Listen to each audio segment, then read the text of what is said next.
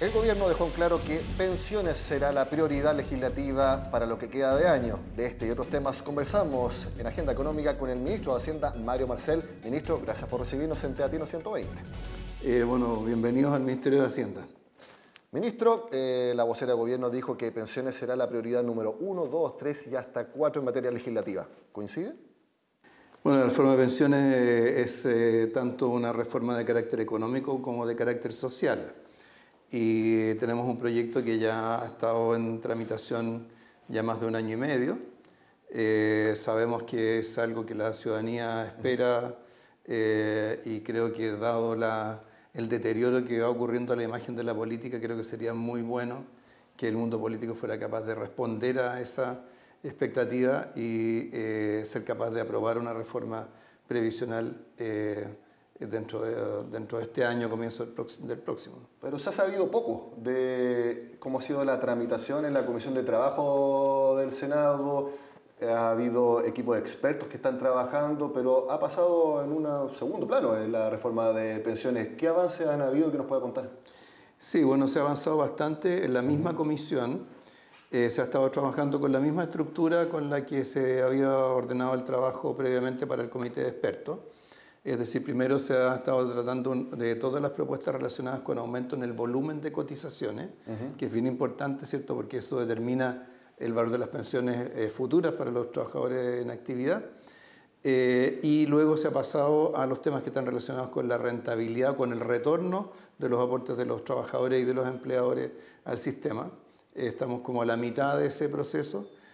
Mañana vamos a tener una nueva sesión. Así que esperamos que con un par de sesiones adicionales ya hayamos completado ese segundo bloque. Y después ya tenemos los temas de PGU, de la contribución del empleador, el tema del 6%. Y en esas cosas se ha ido avanzando en paralelo con la comisión técnica. Así que se ha ido avanzando tanto en la parte más formal, con la discusión y la aprobación al referéndum de propuestas, como en el plano técnico para ir preparando los temas que vayan alimentando la comisión en los meses que vienen. En la oposición pidieron si se podía separar la PGU del resto de la reforma, teniendo en cuenta que el financiamiento de la PGU, por ejemplo, para el próximo año está ya asegurado con la aprobación a ley ya promulgada del proyecto de cumplimiento tributario. ¿Se podría acceder a esa petición? Lo que hay que tener claro es que un aumento de la PGU no es una reforma previsional y que si bien puede mejorar las pensiones en el corto plazo, obviamente para los pensionados de menores rentas, no va a resolver el tema de las tasas de reemplazo futuras, que es justamente lo que todo el mundo académico, preocupado por los temas de pensiones, ha estado insistiendo en el último tiempo. Y creo que todos sabemos que quedando tan poco tiempo de gobierno,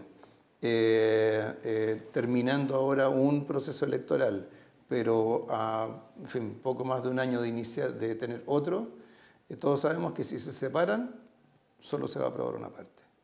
Y la verdad es que a nosotros nos parece que después de más de 12 años de espera, creo que el país lo que necesita es una reforma que contenga todos los elementos que debe contener. Claramente usted dice que no se va a separar el proyecto. Quiero preguntarle, ¿usted cree realmente, y se lo digo no solamente como una declaración de intenciones, sino que con una realidad política, realmente va a haber una reforma de pensiones aprobada en la administración de Gabriel Boric? Bueno, primero tenemos para eso, o sea, para responder esa pregunta, primero hay que tomar en cuenta que tenemos un protocolo de acuerdo con los parlamentarios del Senado. Sí. Para terminar la tramitación en la Comisión de Trabajo en diciembre y luego durante enero, ¿cierto?, completar el resto de la tramitación en el Senado, segundo trámite constitucional. Entonces yo quiero y le creo a los parlamentarios que suscribieron ese compromiso, particularmente los parlamentarios de oposición. ¿Y eso lo va a liderar la ministra Jara? ¿O eventualmente ella va a salir del gobierno para una carrera senatorial? En ese caso, ¿usted tendría que liderar el proyecto? O sea, a lo largo de toda la tramitación de este proyecto siempre hemos estado trabajando a codo el Ministerio de Trabajo con el Ministerio de Hacienda. Así que eso con seguridad seguirá siendo el sello en los próximos meses. Entonces usted, por la información que tiene y lo que le ha comentado la ministra, va a seguir en el Ministerio del Trabajo. ¿Yo voy a seguir en el Ministerio del Trabajo? No, la ministra. La ministra. No sé, eso lo va a resolver el presidente, pero el tema es que son los equipos del Ministerio del Trabajo y del Ministerio de Hacienda los que van a seguir trabajando en, digamos, todo lo que es el soporte técnico a este proyecto. Sí, que nosotros hemos hablado con miembros de la Comisión de Trabajo del Senado que creen que si sale la ministra Jara, eso podría entorpecer el camino de la reforma de pensiones. No tengo mucho que comentar al respecto. Ministro, quiero preguntarle también, ya se aprobó y se promulgó la ley de cumplimiento tributario. Queda pendiente todavía la reforma al impuesto a la renta. ¿Se va a presentar? Se va a presentar con las características que hemos ido delineando en el último tiempo, es decir, un proyecto que no involucre un aumento neto de carga tributaria o un aumento neto de recaudación y donde las medidas que reduzcan la recaudación tienen que ir acompañadas de otras que la incrementen. De esos elementos que reducen la recaudación, los dos principales son, por un lado, el nuevo régimen PYME y por otro lado es la rebaja en la tasa del impuesto de primera categoría. ¿Ya tienen definido a qué nivel llevarán en la tasa de impuesto de primera categoría? Todavía es parte del afinamiento que estamos haciendo ya como en la recta final. Igual hay que hacer un trabajo prelegislativo y hay que tener claro de que este es un proyecto que básicamente apunta a fortalecer la competitividad del país, fortalecer los incentivos para la inversión, fortalecer los apoyos a la clase media y a las pymes, pero al mismo tiempo todo eso hay que hacerlo de manera fiscalmente responsable. Entonces ese es básicamente el propósito que va a tener ese proyecto. ¿Se podría acercar al 23% que ha pedido tanto la CPC como la SOFOPA? Depende mucho de si están las medidas para compensar una rebaja de esa magnitud. Y esas medidas podrían involucrar algo que también usted mismo ha anticipado, si no me equivoco, en el Chile Day en Toronto, Nueva York, no me acuerdo cuál de esas dos sedes, en que sí va a haber un aumento en el impuesto de segunda categoría a los tramos más altos. ¿Eso lo confirma? O sea, la definición es que tenemos que resolverlo dentro del impuesto a la renta. El impuesto a la renta, por supuesto, tiene rentas corporativas, rentas personales y rentas que provienen del capital y rentas que provienen del trabajo. Entonces, es en ese marco que tenemos que resolverlo, pero los detalles tenemos todavía que terminar de afinarlo, conversarlo, hacer el trabajo prelegislativo y ahí ya tendremos un proyecto que podríamos en su momento conversar con mucho más detalle que lo que podemos hacer ahora. Pero es una posibilidad que se suba entonces el impuesto del trabajo a los tramos más altos. O sea, en estos momentos lo principal en lo que hemos estado trabajando es más bien en el tratamiento tributario de las rentas provenientes del capital, tomando propuestas que han surgido del mundo empresarial, propuestas que estaban en nuestra discusión anterior. De ahí, dependiendo de cuánto con eso pueda lograrse compensar y cuánto queramos llegar en términos de ajuste de la tasa del impuesto de primera categoría, veremos si es necesario y conveniente, ¿cierto?, pasar ya a lo que es el global complementario probablemente tal. ¿Cuándo lo van a presentar el proyecto? Lo deberíamos presentar cuando ya hemos terminado el presupuesto, porque mientras tanto ni los parlamentarios ni nosotros tenemos, ¿cierto?, podemos darle toda la atención que merece, dado que estamos dedicados a la discusión del presupuesto. ¿Diciembre o enero? Más bien diciembre. Perfecto. ¿Cómo va el avance de las conversaciones por el presupuesto? Bueno, hasta el momento, hasta ayer, hasta fines de la semana previa a las elecciones, se habían despachado 14 partidas del presupuesto. Quedan más o menos 15 partidas. No he tenido todavía el reporte de lo que se vio ayer, pero en general digamos, todo el trabajo a nivel de las subcomisiones ha evolucionado sin mayores contratiempos, sin mayores sorpresas. Más adelante en la entrevista vamos a hablar de algunos detalles específicos respecto al presupuesto de 2025. Quiero preguntarle sobre el fin del CAE, el nuevo FES. Por algo en particular, cuando se presentó el proyecto, el equipo de Agenda Económica fue a una actividad del director de Servicio de Impuestos Internos para preguntarle su opinión sobre el rol que va a tener el servicio como recaudador de los ingresos para financiar el FES. Y él fue muy claro y dijo, no tengo una opinión ahora mismo sobre el FES. Y nos llamó la atención porque si el Servicio de Impuesto Interno va a tener un rol tan importante, que el director del organismo, aunque sea subrogante ahora, no tenga una opinión, llama la atención. Entonces quiero preguntarle, ¿se involucró al director del Servicio de Impuesto Interno en la discusión y en el diseño del fin del CAE o no? ¿O hay que entenderlo como no está de acuerdo y no lo puede decir públicamente? Porque nos sorprende mucho las declaraciones de Javier Echeverri. Yo creo que no es tan sorprendente porque Javier siempre, respecto de lo que tiene que ver con reformas, salvo que se refieran a temas de fiscalización propiamente tal, siempre su actitud ha sido que y me refiero no solo ahora, sino que también los 12 años previos que estuvo como director del Servicio de Impuesto Interno, su filosofía siempre ha sido que las reformas las define el gobierno y al servicio le toca implementar la parte que le corresponda. Y donde sí se ha involucrado mucho más es cuando ha habido leyes o reformas que tratan sobre el tema de cumplimiento tributario propiamente tal, como ocurrió ahora con la ley que se acaba de aprobar. Exacto, porque cuando llegó al cargo, él mismo dijo que más que andar subiendo tanto impuesto, es mejor reducir la evasión para poder recaudar. Entonces, dar esa opinión al llegar al cargo, ok, perfecto, Javier Echeverri tiene experiencia en el Servicio de Impuesto Interno, pero no tener una opinión al menos mínima respecto al rol del servicio en el FES llama la atención. Repito, es un poco la filosofía de Javier, o sea, las reformas propiamente tales las resuelve el Ejecutivo y lo que es la implementación, la parte que le corresponde la hará el servicio, que por lo demás en este caso es compartido con la tesorería, porque se trata, ¿cierto?, de cómo implementar una retención en los pagos mensuales de impuestos y luego la operación renta, la consolidación de acuerdo a las normas que establezca la legislación sobre financiamiento universitario. Si tuviera entonces que priorizar los distintos proyectos que hemos hablado, y también si podemos incorporar reducción de permisos sectoriales, ¿cómo los elaboraría o en prioridad para su gestión? Ya quedó claro que pensiones es lo primero, pero luego está renta, permisos sectoriales, el mismo fin al CAE. Claro, sé que hay varios temas que son responsabilidades compartidas, así como hablábamos recién de la reforma previsional, los temas de financiamiento de los estudiantes es compartido con el Ministerio de Educación y en realidad el Ministerio de Educación es el que lidera la discusión de ese proyecto. En los temas ligados a permisos para inversiones hay un rol bien importante del Ministerio de Economía,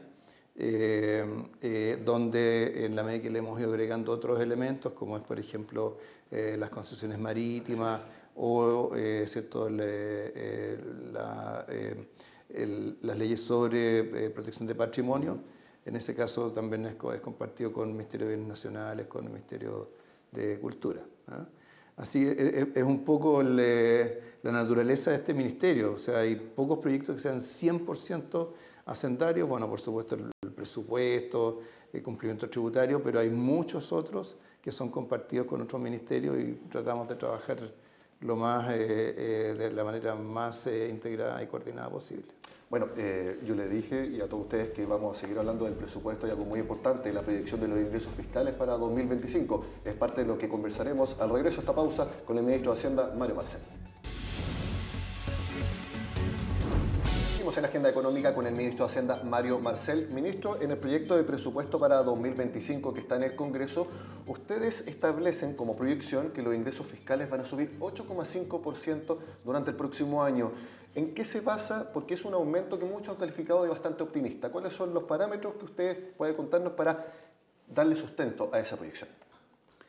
Bueno, ese 8% se divide más o menos mitad y mitad entre lo que es el crecimiento más inercial de los ingresos, en una etapa en la cual la economía va creciendo y ya, ¿cierto?, encadena 2 años de crecimiento continuado, y por otro lado, el producto de una serie de reformas o de cambios a nivel de volúmenes de producción, etcétera, que le agregan a los ingresos estructurales en particular. Entre este segundo grupo está, por supuesto, cumplimiento tributario, está el royalty minero, que ya va entrando, ya se va acercando a funcionar en régimen. Hay otras medidas tributarias de menor envergadura. Está la implementación del acuerdo entre Codelco y SQM, ¿cierto?, que incide sobre los ingresos provenientes del litio. Está el aumento de producción minera, que está previsto en 200.000 toneladas para el próximo año. está el aumento en el precio de largo plazo del cobre, que también forma parte de la estimación de los ingresos estructurales. Entonces, todos esos elementos, todos esos factores suman más o menos el equivalente a un punto del producto, y un punto del producto equivale más o menos a 4% de crecimiento de los ingresos fiscales. O sea, de ahí la distribución mitad y mitad del crecimiento de los ingresos. Ahora se sustenta bastante entonces en el acuerdo entre Codelco y SQM, que todavía no está firme. Sí, está calculado para una fracción del año, no está previsto que rija desde el 1 de enero. Y que el país crezca 2,7%, que sigue siendo la proyección de Hacienda. Esa es la proyección de Hacienda. Nosotros creemos que hay elementos bastante sólidos para sustentarlo. En particular, ¿cierto? Siempre nosotros tratamos de mirar hacia adelante, tratando de configurar un escenario futuro más que mirar lo que pasó. Y en ese escenario futuro, ¿cierto? Salvo sorpresas, deberíamos tener, por ejemplo, condiciones financieras bastante más favorables que las que hemos tenido en los últimos años, en la medida que continúe la normalización de la política monetaria en Chile, la normalización de la política monetaria en Estados Unidos, en Europa. Y por otro lado, ¿cierto? Eso a su vez debería darle sustento a un crecimiento de la inversión ya el próximo año importante. El propio Banco Central lo estima en alrededor de 5%, nosotros algo más, y eso a su vez está alineado con el pipeline de proyectos de inversión que registra las corporaciones de bienes de capital para el próximo año. Ministro, usted me imagino que lo ha visto respecto a la estimación de los ingresos para el próximo año. Hay muchas dudas porque hubo, y también para 2024, una disminución en lo proyectado para los ingresos de este año. Revisando los informes de la DIPRES, por ejemplo, en el cuarto trimestre de 2023 se esperaba que los ingresos para 2024 fueran en torno a 24,3% del PIB. En el último informe de finanzas públicas que ustedes presentaron hace un par de semanas, esa estimación está en 22,8% del PIB, es decir, 1,5 puntos, a grandes rasgos 4.500 millones de dólares menos entre lo que ustedes esperaban hace un año de lo que están esperando ahora como ingresos para 2024. Y muchos en el mercado se preguntan cómo se produjo esta magnitud tan baja en la caída. ¿Qué pasó? ¿Por qué se erró? ¿Por qué hay un cambio tan grande en las estimaciones de las proyecciones? Claro, bueno, en el cuarto trimestre del año pasado todavía no teníamos el cierre completo del año en términos de ingresos. Fue algo menor como base para calcular el 2020, o sea, como base para ¿cierto? La recaudación del 2024. Tuvimos una operación renta que fue significativamente más negativa de lo que estaba previsto. Y también hemos tenido un precio del litio que ha sido menor que el que se había estimado en su momento. Esos son los factores principales que explican esa diferencia en materia de ingresos. Ahora, dada esa proyección de ingresos, nosotros hemos ido haciendo ajustes del lado del gasto, que han sido ajustes importantes y que todavía están en proceso. Y por otro lado, ¿cierto? Con la aprobación del proyecto de cumplimiento tributario, también hay una parte de mayor recaudación que se va a agregar este año durante los últimos 2 meses, asociado a las normas transitorias que están en esa ley, que son las de reconocimiento activo en el exterior, resolución anticipada de juicio, y a eso bueno, se agregó antes en otro proyecto de ley el tema de ISFUT. Pero reconoce que quizás pudo haber un error en las estimaciones porque aparte no hemos hablado del precio del cobre, que es precio récord durante 2024 y que si bien su participación dentro de los ingresos fiscales es cada año menor, de todas maneras eso supone un aumento mayor en los ingresos vía precio del cobre. Por eso le reitero la pregunta que la han hecho también en el mercado, si hubo un error en las estimaciones de los ingresos para este año, que fue la base para el cálculo del presupuesto de este año. Bueno, con la descripción que le acabo de hacer, ¿cierto? Donde está la mayor diferencia respecto a estimación propiamente tal, que no tiene que ver necesariamente con factores exógenos, es el resultado de la operación renta.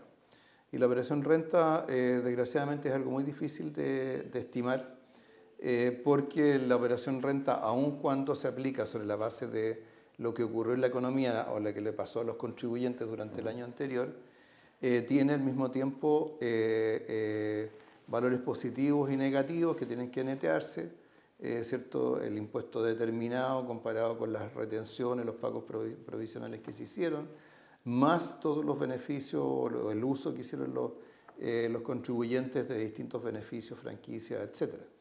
Entonces eso hace que históricamente siempre haya sido difícil de proyectar. Yo hoy día hice una presentación en CLAPES en que mostré el comportamiento de los ingresos tributarios a lo largo de los años. Ahí se ve que la diferencia en la recaudación de impuestos a la renta estimada para este año no es muy distinta de diferencias negativas que tuvimos 4 o 5 veces en los años anteriores. Así que desgraciadamente es una variable a la cual es muy difícil realmente poder apuntarle, pero que pesa mucho en la recaudación del año y no es fácil contrarrestar ¿cierto? Una diferencia en el resultado de la operación renta. Y de la misma forma, entonces, ¿cómo puede dar certeza de que las proyecciones para el proyecto ya promulgado de cumplimiento tributario, que es 4.500 millones de dólares de ingresos extra en régimen y 1.200 millones de dólares para la base del presupuesto 2025, están calculados correctamente? Bueno, como decía hace un rato, ¿cierto? Son estimaciones de recaudación. Entonces uno tiene que preguntarse, ¿cierto?, si son estimaciones suficientemente prudentes o no. Como usted bien señalaba, ¿cierto? Una cosa es la estimación de la recaudación en régimen de cumplimiento tributario de 4.500 millones de dólares. Otro es lo que se estima para el 2025, que son 1.200, es decir, menos de la tercera parte de lo que está estimado en régimen, lo cual significa que estamos suponiendo que el impacto de esa legislación va a ir siendo gradual, no se van a manifestar de golpe, ¿no? Ahora, esos 1.200 millones de dólares, una comparación posible que podemos hacer es con los ajustes de gastos que ya se han hecho este año. Este año ya hemos ajustado 1.200 millones de dólares de gastos, así que tampoco es cierto, es una suma que el día de mañana no se pueda compensar por el lado del gasto si es que hay alguna diferencia significativa. ¿Usted cree que esos mismos ajustes que han tenido que hacer, porque las proyecciones de déficit efectivo para 2024 se han mantenido en 1,9, ahora está en 2% sin cambio de magnitud, y cree que esa, por ejemplo, es la base que tuvo Standard & Poor's para mejorar la perspectiva de calificación de deuda de Chile? Ya no está en negativo, sino que está en estable, eso sumado a que también para 2026 se espera que la deuda pública llegue a un techo y ahí empiece a bajar. ¿Cree que esos dos factores hicieron para que la calificadora internacional mejorara la nota de Chile en la perspectiva? Sí, bueno, en primer lugar hay que destacar esa decisión de la clasificadora, porque nosotros desde el 2017 en adelante habíamos tenido solo ajustes a la baja en términos de calificación de riesgo de Chile. Entonces esta es la primera señal que tenemos de una clasificadora de mejoramiento de algo. Todavía es solo la perspectiva, no es la clasificación propiamente tal, pero es un movimiento en la dirección correcta. Y en términos de su fundamento hay básicamente tres cosas. Primero, la evaluación de lo que ya ha sido la gestión económica, particularmente fiscal. En segundo lugar, el nivel de compromiso que ellos observan de parte del gobierno, de las autoridades, en mantener ¿cierto? Esa trayectoria, la trayectoria fiscal comprometida que redunda ¿cierto? En esta estabilización de la deuda después de 17 años de crecimiento. Y por último, un factor que pesó mucho en la acción anterior, o sea, en la perspectiva negativa, que era ¿cierto? El grado de conflicto político. Ellos ven ahora avances, en parte como producto del proyecto de la ley de cumplimiento tributario y el hecho de que haya un cauce para la discusión previsional, que es lo que comentábamos en un comienzo. Ministro, mi última pregunta, algo que se esbozó y que nos gustaría que nos comentara. Se está trabajando en un proyecto de ley para que puedan bajar las tasas de interés en los créditos hipotecarios. Lo esbozó el presidente de la Cámara Chilena de Construcción hace algunos días. Tenemos entendido que también desde la banca han aportado. ¿Es algo que vamos a ver pronto? ¿Si nos puede adelantar algo? Sí, tenemos un grupo de trabajo en el cual está participando la Cámara de la Construcción, la Asociación de Bancos, Banco Estado, el Ministerio de Vivienda y nosotros, para encontrar nuevas formas de poder ¿cierto? Abaratar o facilitar el acceso al crédito hipotecario. No tenemos todavía resultados que se puedan comentar de ese trabajo, Pero lo que sí es que lo que sí creo que hay que destacar es que estamos tratando de trabajar con las industrias involucradas para ver cómo podemos generar mejores condiciones para la adquisición de viviendas en el futuro. Algo ayuda el hecho de que las tasas largas por fin han tenido ¿cierto? Una baja, todavía moderada, pero por lo menos que ya va dando señales un poco más positivas hacia adelante para el costo de los créditos hipotecarios. Tengo entendido que el objetivo sería llevar la tasa de interés hipotecaria a en torno a 3% para viviendas de 4.500 hasta 5.000 UF. ¿Estoy lo correcto? O sea, la tasa misma es algo que se está tratando de afinar, pero la idea es efectivamente poder generar crédito hipotecario más barato que lo que hoy día tenemos, que todavía son tasas muy altas y por eso la gente no lo está demandando. ¿Cuándo se podría conocer ese proyecto? Espero que de aquí a un mes más, algo por el estilo, ya podamos hacer digamos, ir concluyendo el trabajo y tener una propuesta que compartir. Mario Marcel, ministro de Hacienda, como siempre, muchas gracias por darle este tiempo a Agenda Económica. Muchas gracias a usted una vez más. De esta forma terminamos la agenda de este martes. Sigan acá en CNN Chile.